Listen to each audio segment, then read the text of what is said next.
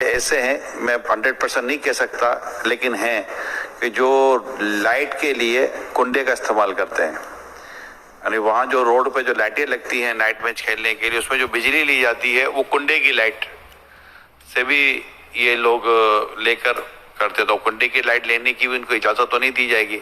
ظاہر ناجائز کاموں کا تو پھر اس میں لائن لگتی ہوگی۔ جی ہاں، یہ ناجائز تالیاں بجانا بھی ناجائز ہے، اور مطلب شور مچا رہا گلی محلے شور میں، بھی ہے۔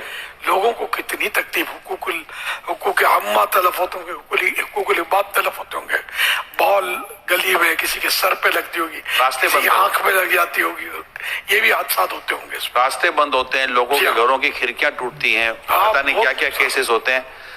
اللہ کرے کہ سمجھ جائے اور ان باتوں کی قدر کریں۔ اگر انتظامیہ ہماری سیریس بنے نا تو یہ سارے دم دبا کے اپنے بلوں میں گھس جائیں گے، جس طرح لوگوں کو تکلیفیں دیتے اور ستاتے ہیں۔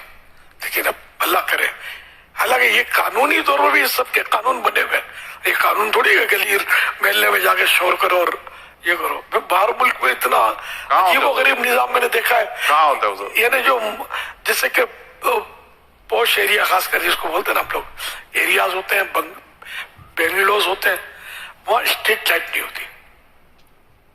اسٹریٹ لائٹ کیوں نہیں ہوتی؟ دیکھیں، اسٹریٹ لائٹ قانون ہے، مطلب اسٹریٹ لائٹ نہیں۔ اسٹریٹ لائٹ ہوگی تو لوگ آئیں گے جائیں گے، اکٹھے ہوں گے، اور لوگوں کے آرام میں خلل پڑے گا۔ رات کو نہیں، رات اللہ نے سونے کے لیے بنائی ہے، دمالے کرنے کے لیے نہیں بنائی۔ ہاں، عبادت کرنی ہے گھر کی چار دیواری میں کرو، نعت خوانی عبادت ہے، تو کیا ایکو ساؤنڈ پر ہی ہوگی کیا؟ اسٹیج پر اچھل کود کر نوٹوں کی برسات میں ہی عبادت ہوتی ہے کیا؟ اللہ اور رسول کی کرنی ہے نا، عزت تو کرے کرو۔ مسجد کی اجازت ملتی ہے، مسجد میں مائک اندر رکھ کر کرو، باہر نہیں۔ محلے میں تکلیف دینا نہیں، یہ تب بھلا مجھ سے ناراض ہو تو میں برسوں سے یہ بولتا ہوں، ناراض ہو تو آدھی روٹی کم کھائے، 2 روٹیاں کھائیں، یہ محاورہ ہے، میں 2 روٹی نہیں بولوں گا، آدھی روٹی کم کھاؤ، مہنگائی ہے، بچاؤ تاکہ کسی غریب کو کام آ جائے۔ تو بہرحال یہ کہ کوئی بھی عبادت ہو، عبادت کوئی بھی ایسی نہیں جس میں کسی کو ناحق ایذا پہنچے، تکلیف پہنچے۔ عبادت تو راحت پہنچاتی ہے، مسلمانوں کے دلوں کو خوشی عطا کرتی ہے، تو یہ تو تکلیفیں دیتے ہیں، چاہے وہ نافرمانی کرتے ہو، چاہے کچھ اپنے آگے بولتا نہیں، آپ سب سمجھتے ہوں گے۔